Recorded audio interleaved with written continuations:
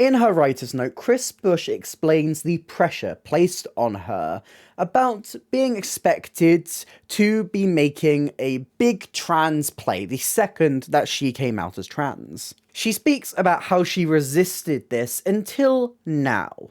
And even so, Otherland is about so much more than just the trans themes of the piece. But if we had to wait this long for Chris Bush's big trans play, I really do think it was worth it. I am always looking for authentic trans theatre. I think it's not only just important for trans people, but for general audiences as well. Theatre is such an important tool for empathy.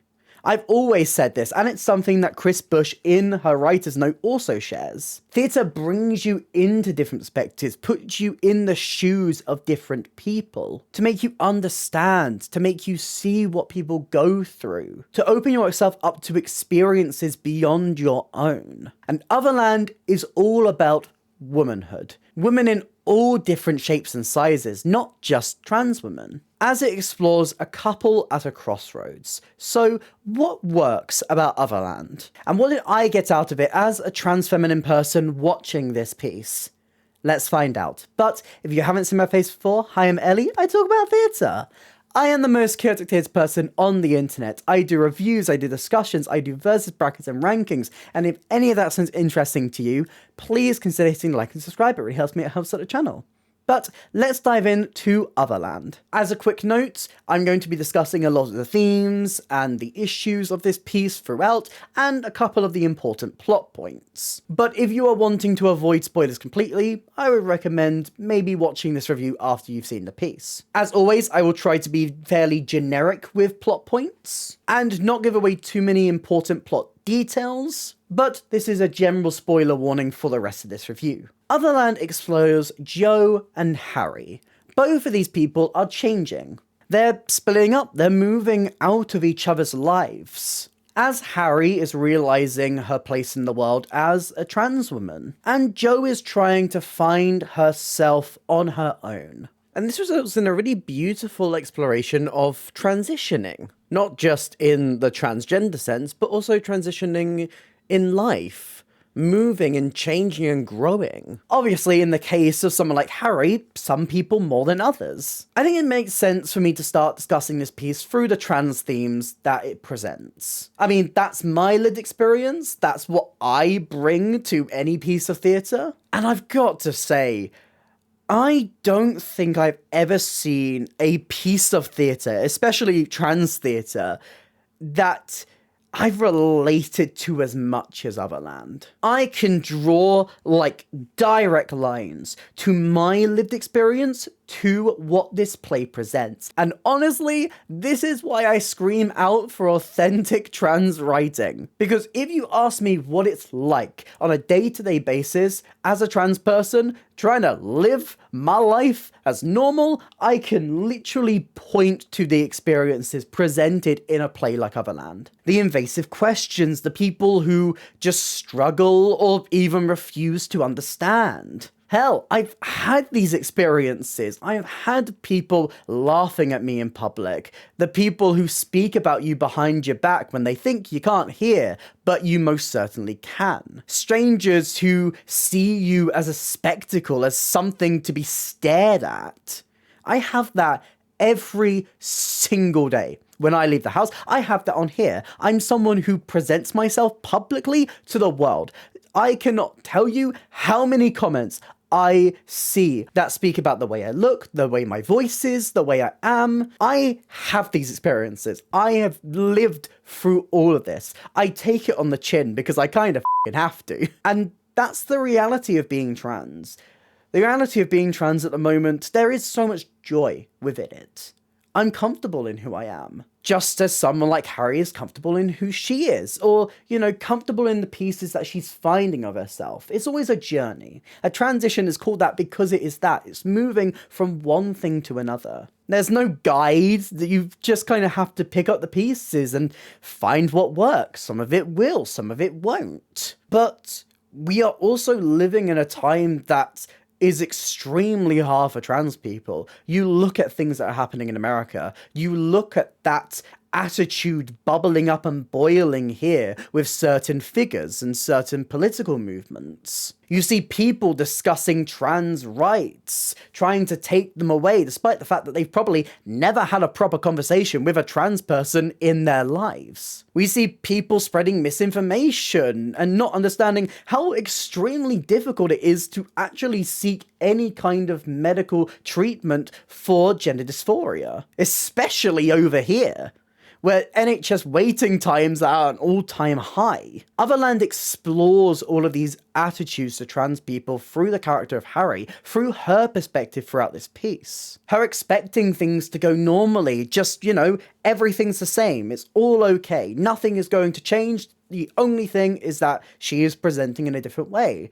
And how society doesn't allow that to be the case. It presents the joys of moments where she makes progress, where she finds things that suit her, as she plays the games that these systems want us to play. And also these struggles, these really relatable struggles that trans people like me go through every single day. Genuinely, the only word I can use for it is authentic. This feels authentic. I can show this to people. I can bring this play to people and say, this is what it is like. The highs and the lows. But that's not all Otherland is about, because there's a very equal perspective from Jo as well. Jo and Harry have just split up. Harry wants to keep this relationship going, but Jo realizes that she needs to move on. As Harry struggles with passport issues due to transitioning, Jo travels the world.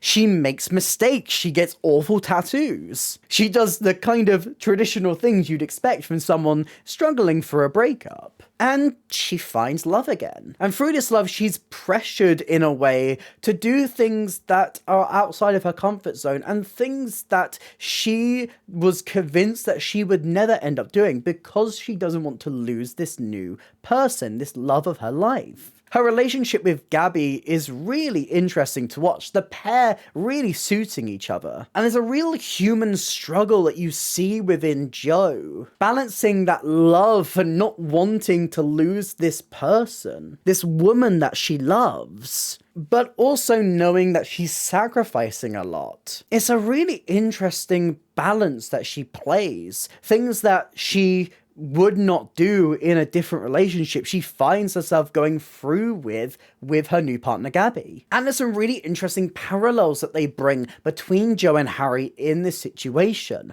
Obviously, Harry is going through hormone therapy, seeing the changes that her body makes through that, whereas Jo is seeing the changes that her body will take through pregnancy. They parallel these changes in some really interesting scenes.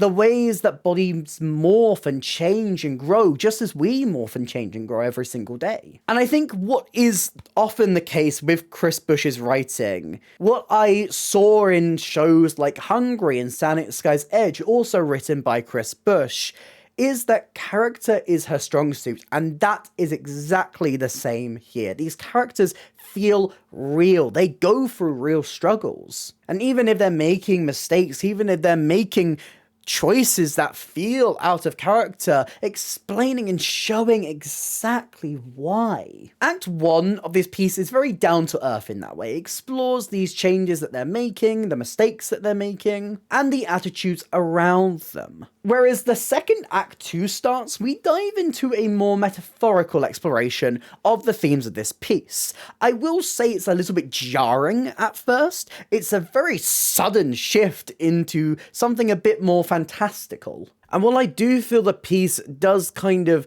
justify this eventually, it does make the whole thing feel a little bit disconnected as a whole. It does eventually click, and when it does, it's very interesting. We see Jo's situation being explored through a futuristic metaphor, and Harry being explored in a more period setting, with the idea of a fishwoman. A woman rising out of the sea and slowly adapting to the world around her. And I've got to say, while I was a little bit taken aback by these metaphors at first, they really do work. And it's a great way to bring across these themes of the piece with Harry and her transness, her transition, the attitudes of people around her, and with Jo, that lack of autonomy, feeling like she's living for someone else, almost like a servant or a robot, and the anxiety and almost contempt of her partner not being able to do what she's doing. This allegory is really well explored for the piece. And they also have these little moments of glimpses into the real beyond it. These shifts of lighting moments where you see the actual real life reasons of what's happening. A glimpse back into perspective that we had in Act 1. I almost wish there was a couple more of these moments,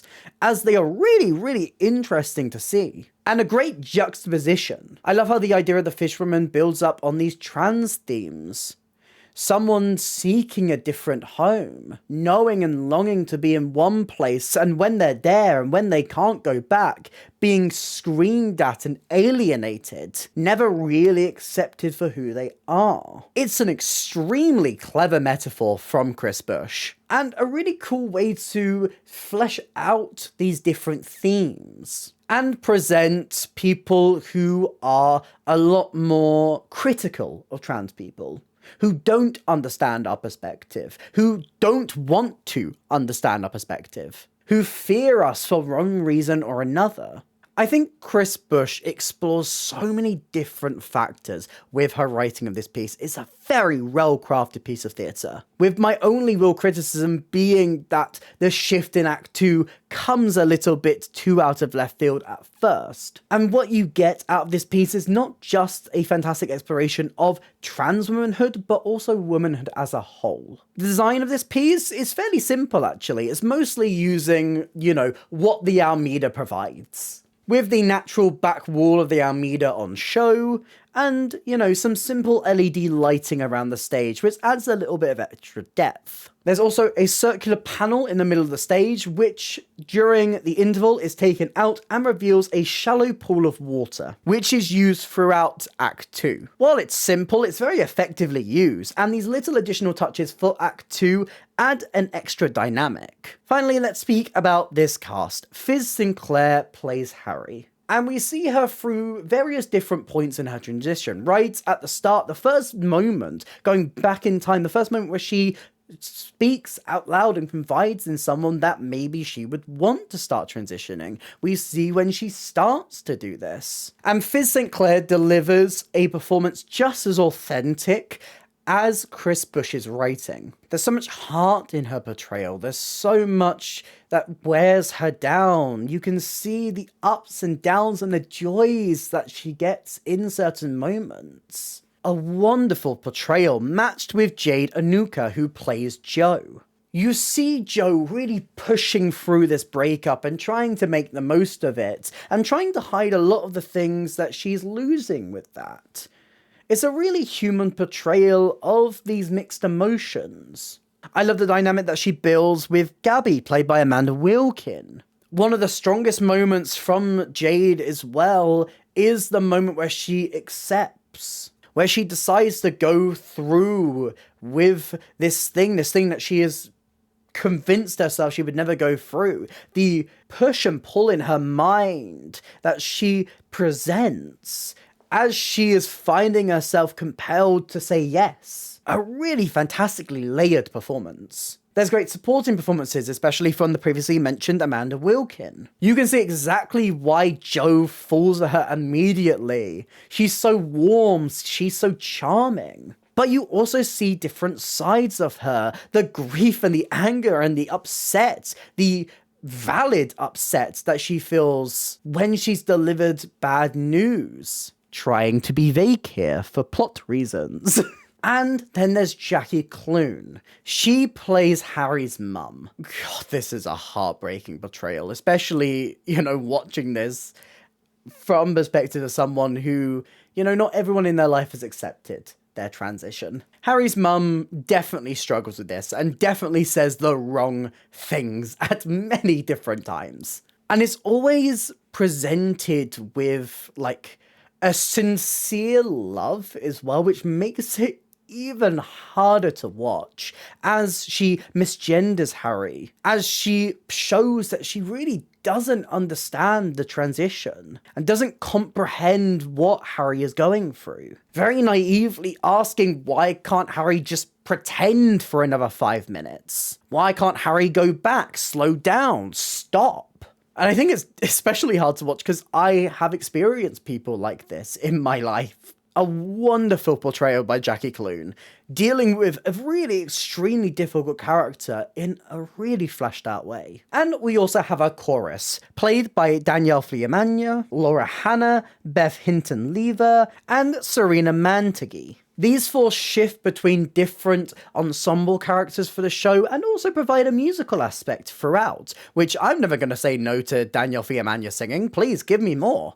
They provide narration throughout this entire piece, this through line going throughout, bringing us into the unspoken perspective of these characters as well. And while I feel, especially in Act 1, this narration can take you out of some of the realism of the piece, it's handled extremely well by these performers, especially in the moments where they bring what feels like their own personal perspective to what they're narrating about. Those are the moments where it clicks the most for me. Otherland is a fantastic piece of theatre, thoroughly exploring these ideas and themes authentically. It means so much to watch a piece of theatre and just really see so much of what I go through, and handled with really fleshed out characters and fantastic writing by Chris Bush. There are a few flaws in structure, and the shift in Act 2 is a little bit jarring, but it's easily forgiven for these really authentic feeling characters. But what do you think? Have you caught Otherland at the Almeida? Let me know all your thoughts in the comments down below. If you did enjoy this video, please consider hitting like and subscribe. It really helps me, it helps out the channel. Here's some links to some other videos on the screen right now, and a link to my Instagram. You'd like to drop me a follow over there. I also have other social links and a merch store in the description down below. But that's it for me today, and I hope to see you next time. Bye.